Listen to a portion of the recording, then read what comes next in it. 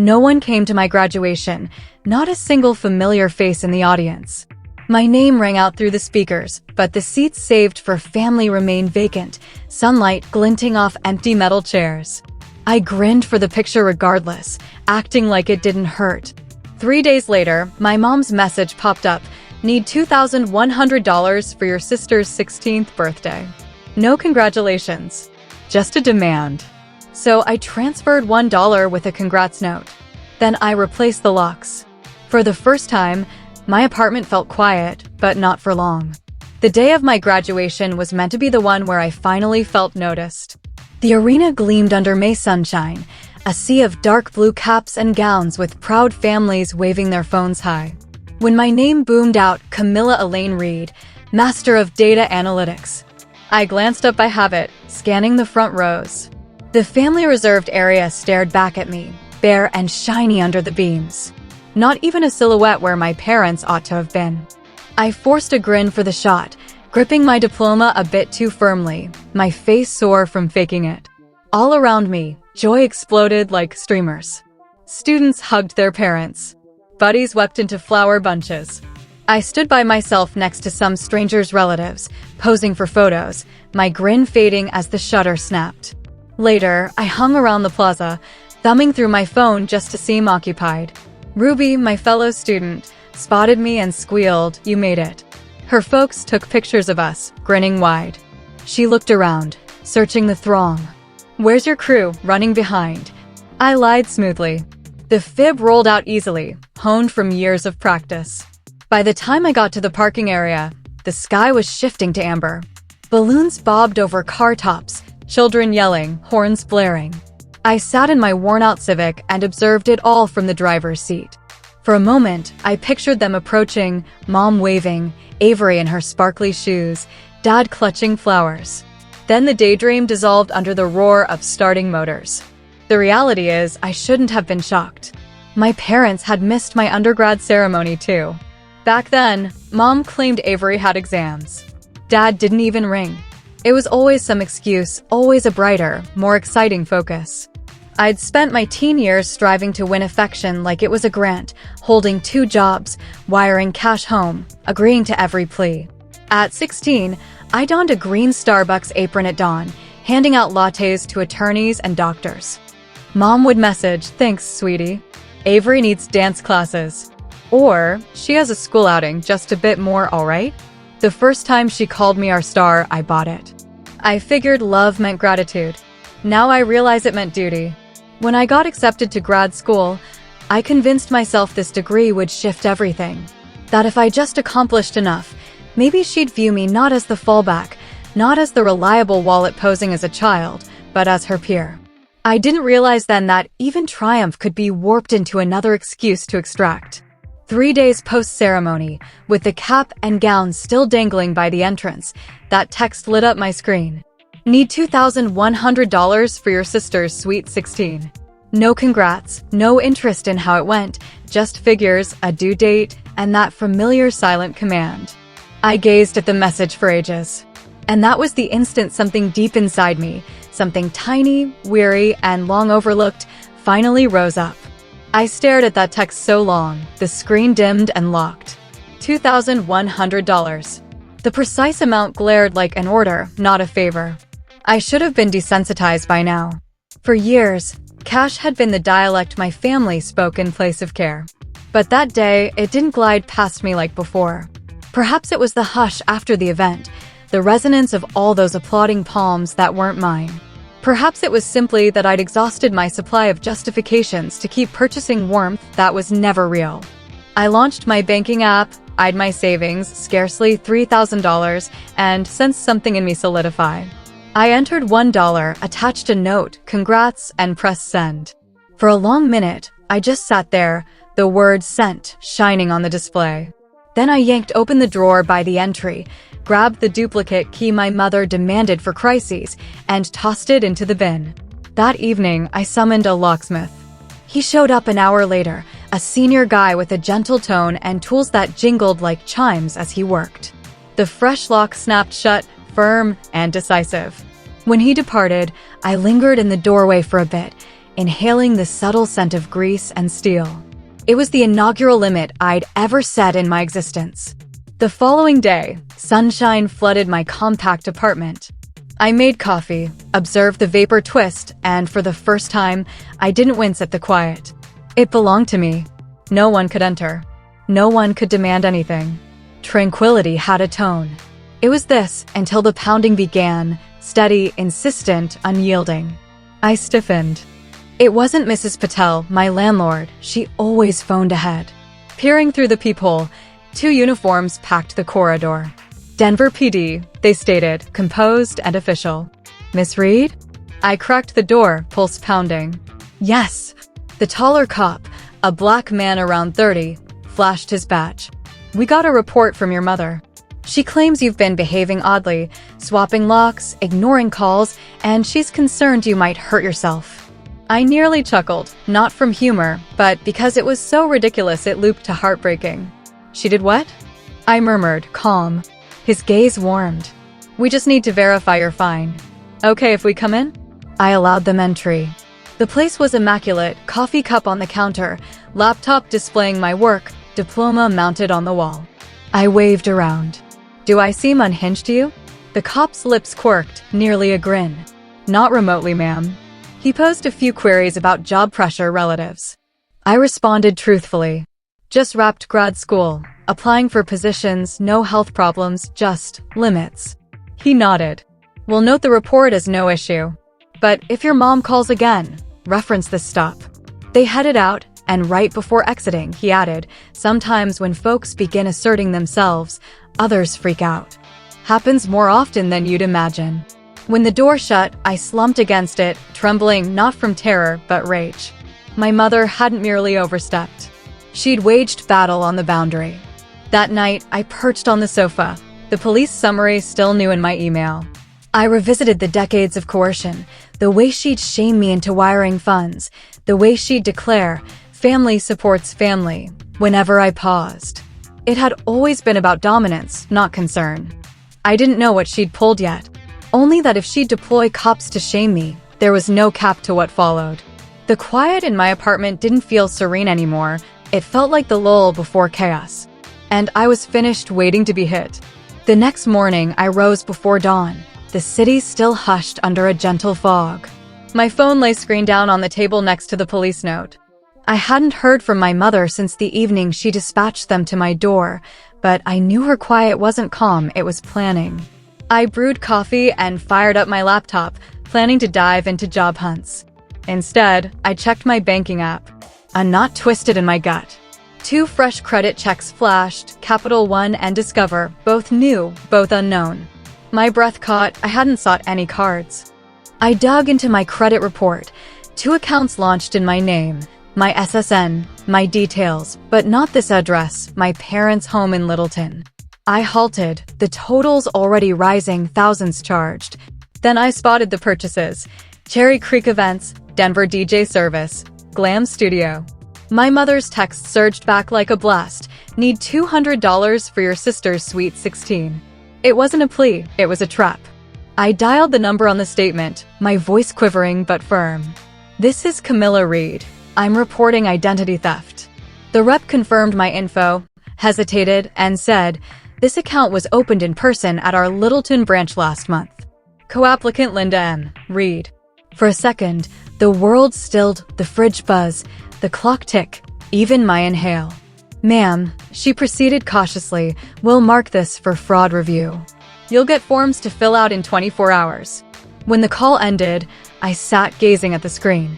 It was all documented, my mother's signature, her contact, her location. She hadn't just exploited me for cash, she'd impersonated me to seize it. I activated my voice recorder. In Colorado, one-party consent meant I could legally capture our next talk. I called her. She answered after 3 rings, tone cutting. So you're breathing? Mom, I said levelly. I discovered 2 credit cards in my name, both linked to your place. Care to clarify? She chuckled, a empty, rehearsed noise. Oh, that? I was aiding your credit score. You ought to thank me covering Avery's sweet 16. Quit overreacting. It's family funds. What's yours is ours. No, I whispered. What's mine is mine. And what's yours is under scrutiny. The line went dead silent, heavy, shocked. Then her sharp gasp. You wouldn't. I already have. I hung up, saved the audio, and titled it Boundaries. May 17th, 2025. Outside, morning rays poured across the floor, highlighting my diploma and the new lock. Two symbols that I'd earned it all solo. And now, finally, I was safeguarding it. For the first time, the quiet in my apartment felt strong. It wasn't the calm before turmoil anymore. It was the turmoil, and I was the one wielding the lightning. I met them at a cafe in Highlands Ranch, neutral territory, midway between their suburb and my sanctuary. The sort of spot with worn vinyl seats and coffee that never tasted right, but ideal for my purpose. Public, subdued, scream-proof. They showed up 15 minutes late. My mother first, in a flowery dress and shades like shields. My father shuffling behind, diminished in my memory. Avery trailed, phone glued to hand, fingers dancing. The favored child never glanced up. Camilla, mom snapped, slipping into the booth opposite me. You truly dragged us here for a meal? We're not dining, I stated. My voice surprised me firm, icy. We're discussing.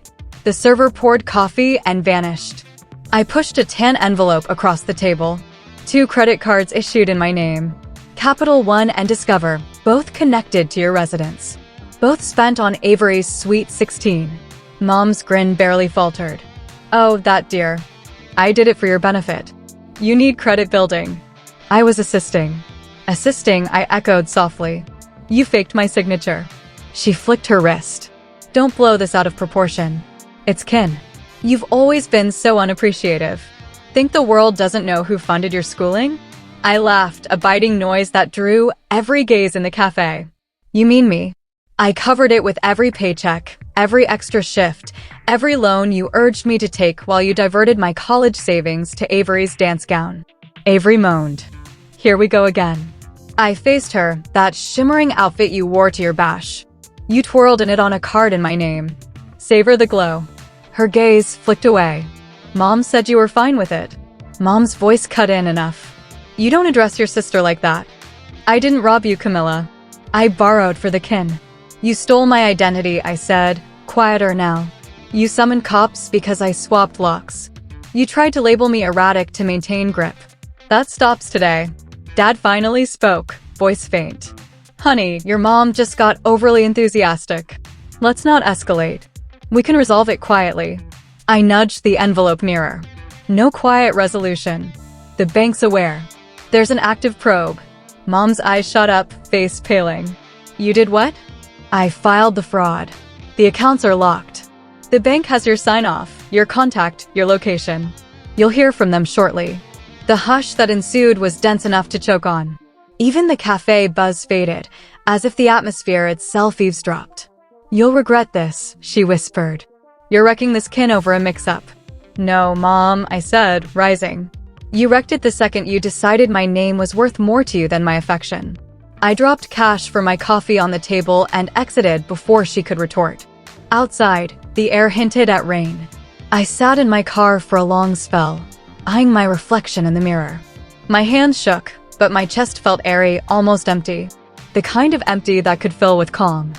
That night, Cherry Creek sparkled in violet and silver. The grand evening for Avery's sweet 16. I wasn't invited, but I didn't need to be. I already knew the finale. At 8:45 p.m., my phone rang, unknown caller. I picked up.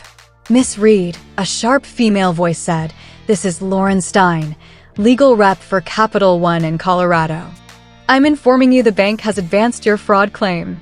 Our team has liaised with local authorities to confirm transactions tonight at Cherry Creek events. You're not obligated to appear, but we wanted you aware." My throat closed. You're dispatching officers to the site. Yes, ma'am, a routine. We'll record and validate the charges. I thanked her, ended the call, and leaned back. Through my open window, I caught distant beats from downtown, a festivity about to collapse. 40 minutes later, my phone vibrated again. A text from Avery. Are you crazy? Cops just arrived. The DJ quit. Everyone's gawking. Mom's losing it. Then another. They're saying her name. The bank rep mentioned your name. What did you do? I didn't respond. I didn't need to. Meanwhile, across town, 2 officers entered the luminous hall. No lights flashing, just steady commands slicing through the glow. A bank official followed, clutching a thick file of bills and agreements. Good evening, one officer said, tone neutral. We're here to check a fraud report tied to this gathering. The charges used an account in Camilla Reed's name. Whispers spread through the group. Phones rose. My mother halted by the dessert table, face ashen. There's an error, she said, voice wavering. The official opened the file, reading clearly. Primary applicant Linda M. Reed. Cosigner unauthorized. Records show misuse of another's identity. Shocks. Someone muttered, isn't that her kid's name? Mom's mouth opened, but nothing emerged. Avery stood mid-floor, eyes glistening, murmuring. Mom, what did you do? The officer stayed even. No arrests tonight. This is documentation for the bank's file, but we'll need receipt copies and ID checks. In the following quiet, only camera clicks echoed, half the attendees snapping, half feigning ignorance. Soon, the DJ packed up. The sign reading Avery's Sweet 16, Born to Shine, sagged in the damp air. The space cleared in gradual tides of murmurs and sympathy. By the time my mother exited, rain had started, gentle and unrelenting. Back in my apartment, I stood by the window, watching lightning flash over the skyline. I didn't grin. I didn't celebrate. I just let the stillness envelop me, the sound of fairness, understated and complete. For years, I thought quiet was weakness's voice. That night, I learned it was triumph. 3 days on, the storm had cleared, but the debris lingered. An email from Capital One. Fraud probe closed. Primary applicant Linda M. Reed has admitted unauthorized use and committed to repay $8,412 fully. One line. No remorse, no theatrics. Just facts, finally documented. Rumors flew quick. In a community like Littleton, talk outpaces law. Folks murmured in store lines and at services. Hear about the Reeds? Something with a bank and the Sweet 16? Avery's party clip. 30 seconds of mayhem, cops and shock, hit 500,000 views before she secured her profiles. My father faced a quiet rebuke at his job for routing their mail and statements to his office. For once, I felt no remorse. I ignored all their texts. Not from fury, from fatigue. I was through justifying the obvious. I submitted the FTC paperwork, locked my credit, and shut every account my mother had accessed. Then I printed the closure letter and tacked it on my wall, right by my framed diploma and the locksmith bill. 3 items aligned: evidence of work, evidence of defense, evidence of liberty. That night, I steeped tea, cracked the window, and let Denver's evening breeze flood in. The city buzzed below, vibrant and indifferent. For the first time, the quiet didn't ache. It mended.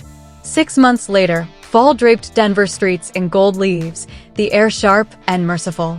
I'd begun a role at Nova Data Labs, amid colleagues who valued me for what I created, not what I could provide. On my wall hung 3 items: my diploma, my new work ID, and the old lock I'd swapped.